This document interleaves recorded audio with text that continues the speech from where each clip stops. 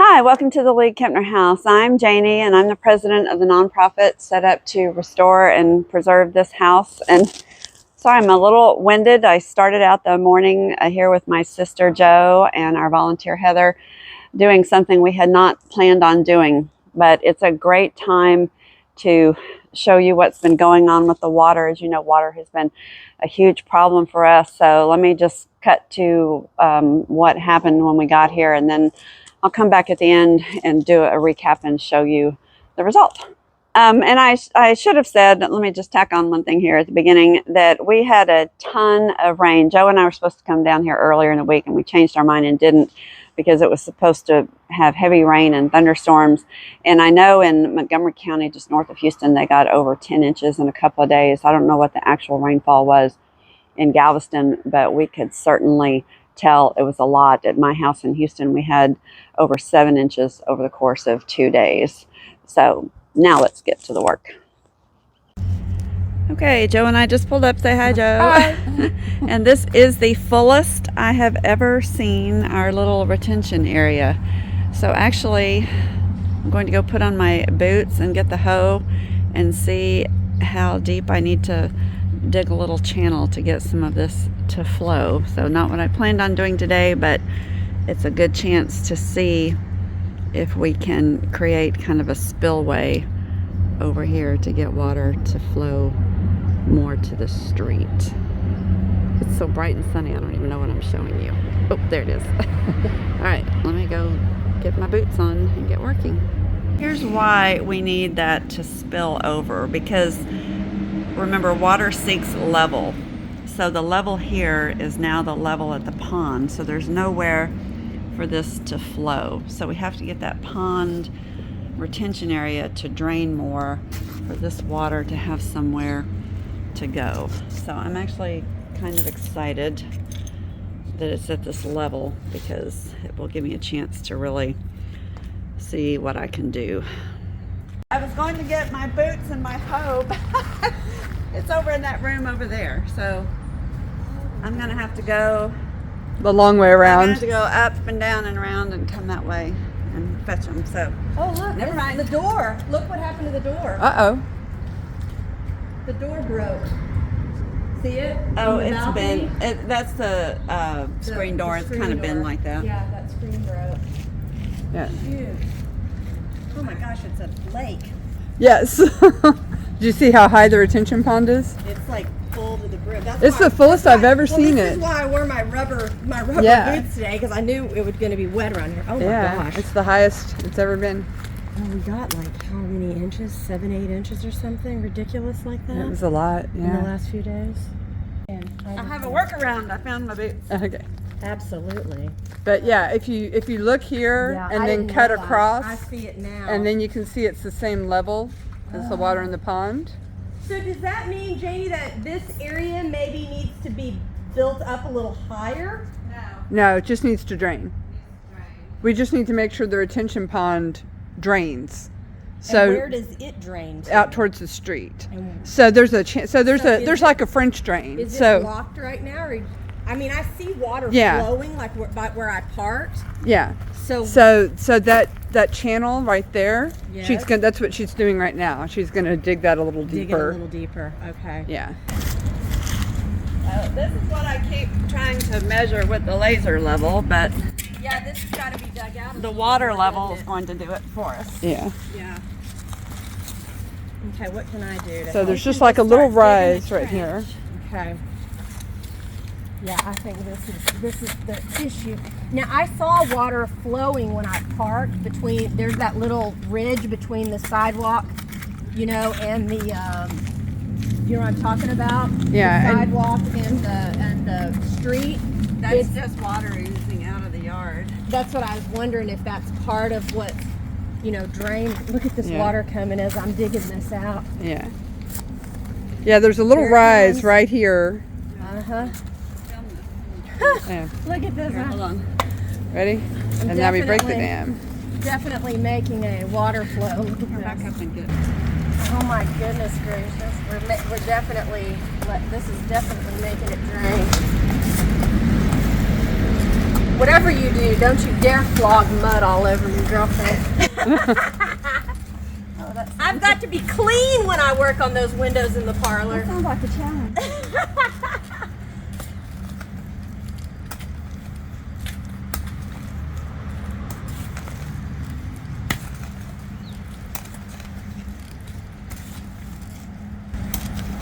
Yeah, we don't need a laser level. Look, we can No, see we have the a water level. We can. Which is an old style of level, is to put water in a tube and hold it, and each end will go to the same level. And look at this. This is just every time I'm digging this down, here it comes. I'm just getting total water flow here. Hi, welcome to my kitchen. I've decided, since it's a really rainy day and I'm working on the video, that I'm going to try to construct the water level for you guys. So I have been out rooting around in my garage, and what I found is not the right kind of tubing. This is actually, oh, got a crimp in it, dang it. This is tubing for an ice maker. And it's not very flexible. You can see it's a little unwieldy. What they would have used in the water levels would be a bigger, clear, very soft, flexible tube. But this is what I have, so I'm going to see if I can make it work. And I don't know if this will work or not, so we don't rehearse or practice, so you're getting it live. But I have been scouring and getting, I think, everything I need. And I did put some water in here, and you can't see it because of the kind of opacity of this tube. So I've got some food coloring, and I didn't have liquid, I have gel, so I'm going to put some hot water in here and see if it'll, oh, it did dissolve very well, and make some dark water so you can see it in that tube. And again, the water level is a very ancient way of leveling. Before laser levels and bubble levels, this is what was used, and it's still used a lot in construction because it's cheap and easy to do.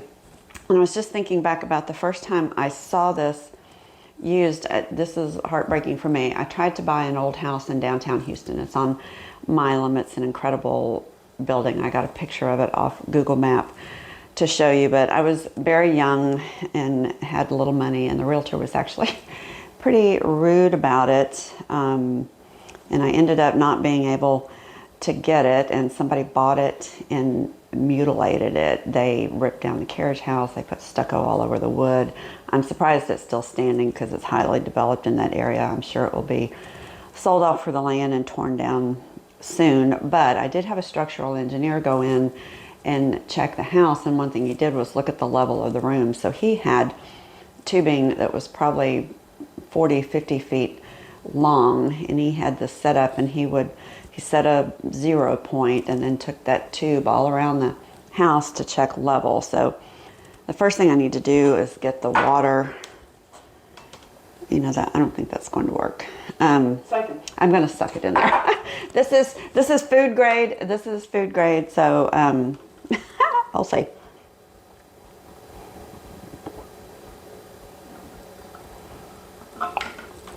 Oh, there you go. Okay, that's too much. That's not going to give me enough play. So let me dump a little of it out. And that was kind of a lesson right there. All I did was lower it down. You can see. Here, I'm going to come around this way. Can you see? Okay, yes. See how it? Well, I'm shaky. Okay, that bouncing up and down is my hand shaking. There it goes, steady. But if you raise one, the water stays the same level. It seeks level, and that's gravity. So what they did, and I don't know if I can do this one-handed or not, but I have an extra hand. Joe's got an extra hand. I got some tape, but I also found these clips. I'm hoping these clips work. Oh yeah, that's going to work. Okay, so I'm going to clip an end of each one. Oh, well, oh, I almost, okay. All right, I have to try to keep them pretty close together, or I'm going to have food coloring water all over my kitchen, which will be okay because my kitchen is, well, it's got a concrete floor because of Harvey. When we flooded, I just couldn't bear to put another floor down, so we just polished the concrete and called it a day. sort of polish the concrete and call it a day. Okay. Whoop. All right. This could be exciting. This could be exciting. All right. I'm going to, for some reason, this one is not as tight as that. All right. I need, here, Joe, hold that. Okay. I think that'll work. Put the other one on the other side. Okay.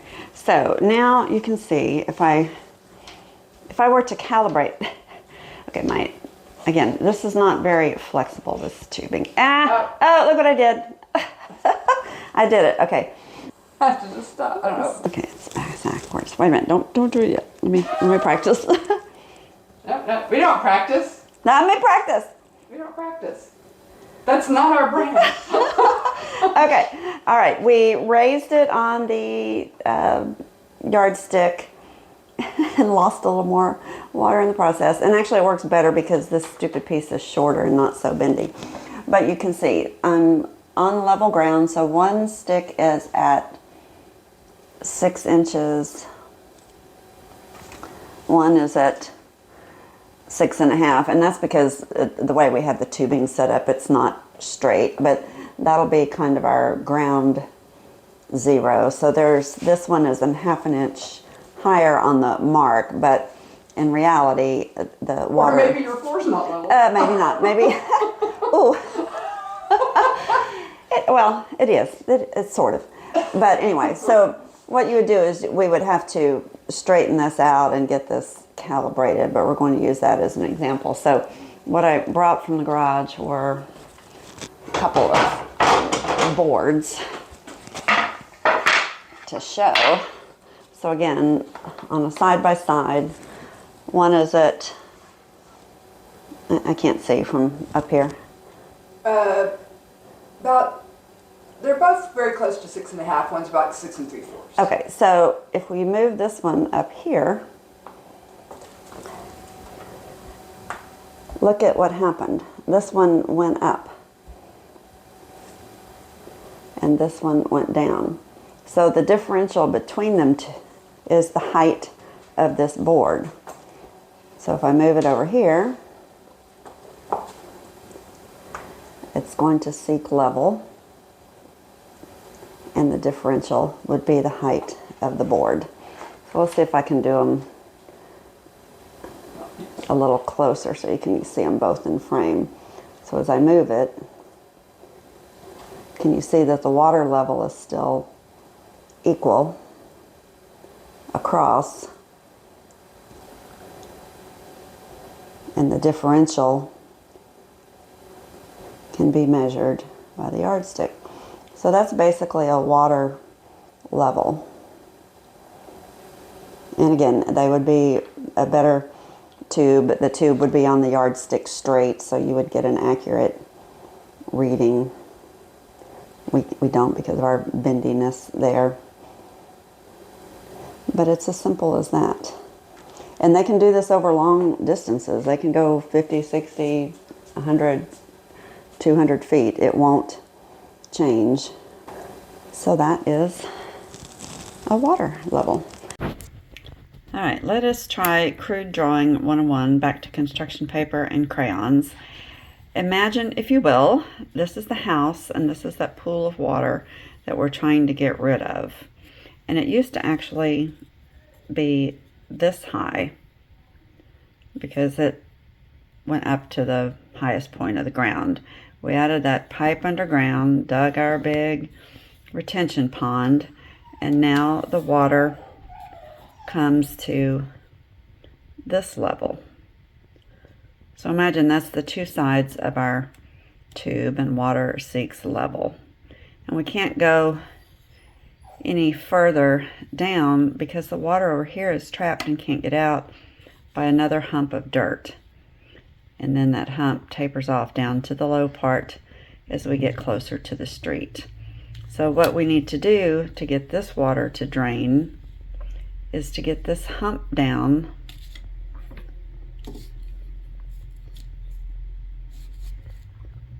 to the bottom of the dirt here. And the way we can do that is like what we're doing. We're just digging a trench and digging a trench and digging a trench until we get this to drain. And when we get it to drain, we know that we have dug that trench low enough.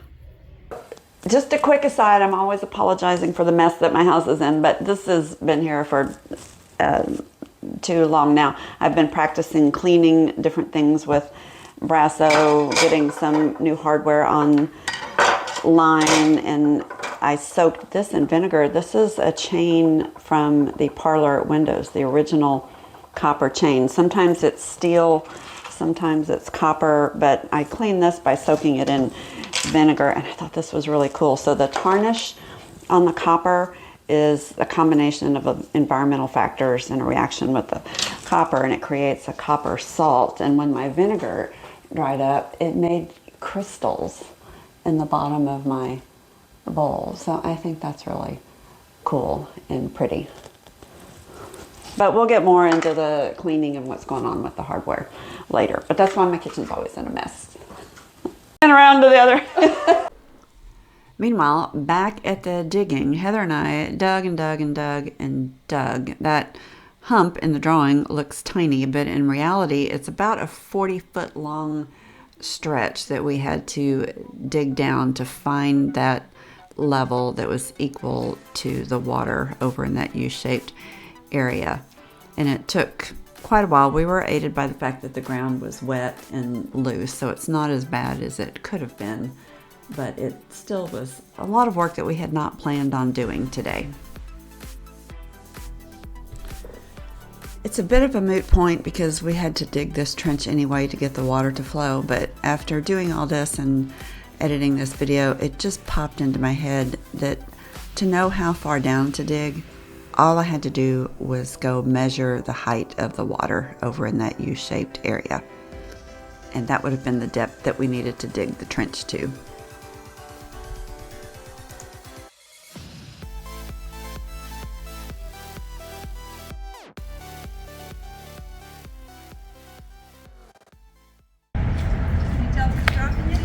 A little bit. It's just starting to.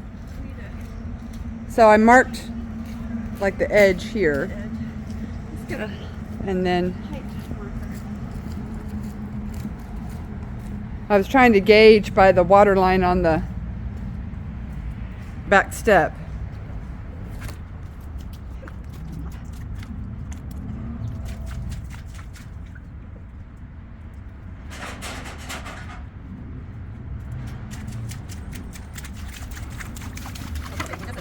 Yeah.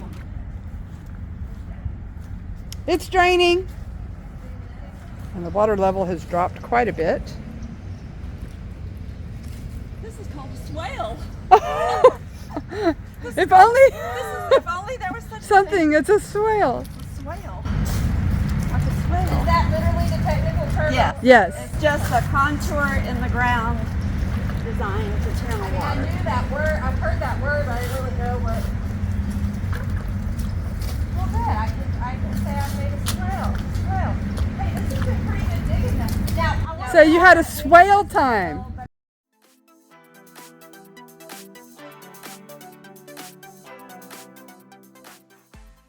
They should have had a cookie for breakfast, right? Should be. It's dropping slowly, but yeah, see, because now there's that land before that was underwater. There's a landmass. There's a landmass, so we're forming continents. See, this can only drain from that That mud much. spot down, Yeah. because that will become a ridge. So the whole edge of this Has to go. may need to transition more. Yeah. That's kind of fine tuning. My husband gave me these boots for Christmas years ago. He gives me the best gifts. I used to work in wet tennis.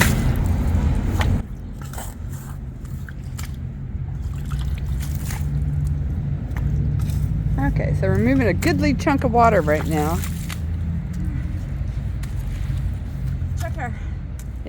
Check our progress. Yes, because you can see it's dropped about another couple of inches since, and our pipe is almost up out of the water, the tip of it.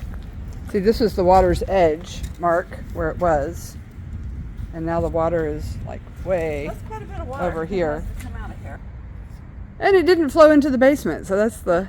But it rained into the basement. It rained into the basement through the top. The porch is not watertight, but it came in what will be the laundry, and I've known there's a problem there, but now I kind of have to engineer a solution for that. But that won't slow us down right now. Oh, a whirlpool! Wait, here, let me let me zoom in on it. There we go. Whirlpool.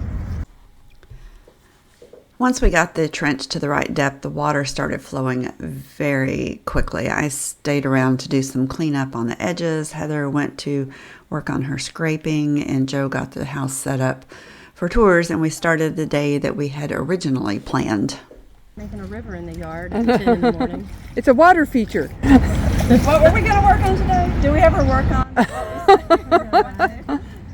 Parlor windows. What time is it? Keep stripping parlor windows. It's probably just a little bit after 10, maybe right around 10. Oh, because we're supposed to be open at 10. Oh, we're having tours We're doing today? tours today. Okay, well, I should have taken time to catch my breath. So here is the scene of the crime. You have heard this from the very beginning in our videos. This U-shaped area drains a lot of the roof of this house. It all comes down and it gets trapped over here. And we've been working since the very beginning on water management and getting water to flow away from here. And this morning, as you saw when we came in, it was full of water. And I've explained that to you about the water level and the water level in the pond. But now that we have that water flowing, we're back over here, and you can see it has dropped considerably, and it's stopped flowing because our little drain right here is now above the level of the water, so no more water can move in. Now, before I get a lot of comments, that is not our permanent solution. That's a very, very shallow pan that we put there when we installed that pipe in the very beginning. Eventually that will be kind of a deep pit with an inflow and an outflow so that sediment can collect at the bottom of the pit and not plug the pipe. But we put that there temporarily because we didn't want some kind of falling hazard for somebody to fall in, and we weren't ready to complete this area. So what will happen over here, you can see there's still water standing. And we've done a little bit of work grading over here, but it's not finished. So what will happen when these apartments get done and we're ready to put kind of sidewalks in here and hardscaping, we will add a little bit of sand in here, raise this level, and grade everything down so that water comes in and flows properly in the right direction. Same thing with this big pool of water over here. Remember, in the very beginning, this is where it had been happening for years, and there was a huge washout area here that Ricardo stepped into, a giant hole that was covered up by weeds. So we know we have a little more work to do here. We're also, as part of our roof bid, getting a guttering system on these two sides that will bring water down a big drain spout, and it will flow underground and go into that catch basin, that permanent catch basin that we'll install. So we're changing the slope of the ground. We're channeling water off the roof so it doesn't just free fall. We're going to capture it in the guttering system. Hopefully that will dry out some of the leaks that we have in this wall, because water won't be just running down constantly on our stained glass window.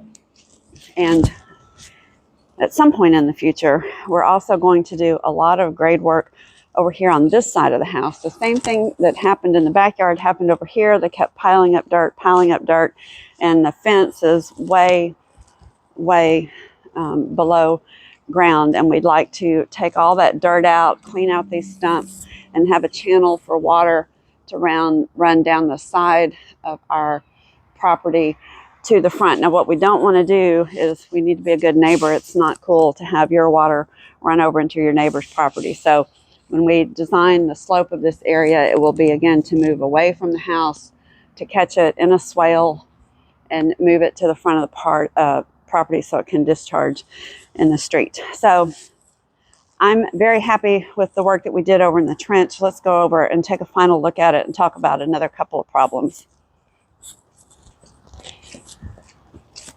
So as I said, this is not exactly what I had planned on doing today. It was a lot of work and we did it very fast and I'm a little tired, but it really needed to be done when the water was that high, when the ground was saturated, when this thing could not absorb any more water into the ground, and that it was standing as high as it was, so that I could see where the hump in the ground was. And I've tried and tried and tried to put the level on it and figure out, and I actually have dug on this a few times in the summer when it's dry and the ground is a little harder to dig in, and I didn't know how deep to dig, so I just kind of gave it up because we had standing water over there, but that was not the problem of water coming into the basement. It was a different issue, and that wasn't causing any real immediate concern. It was a long-term thing that needed to be fixed, but it was okay. But this really gave us an opportunity to get in here and see exactly what it took. And if you look close, this is still flowing. So our trench is deeper than the level of the water in the pond right now.